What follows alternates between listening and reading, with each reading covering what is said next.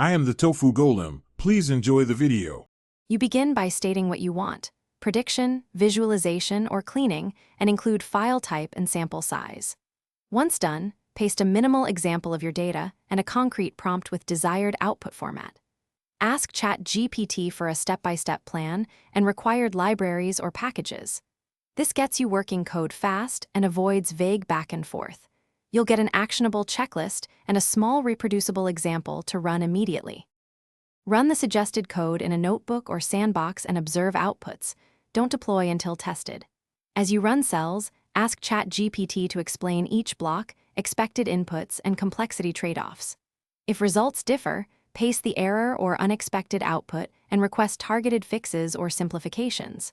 Make sure to request parameter choices and performance tips.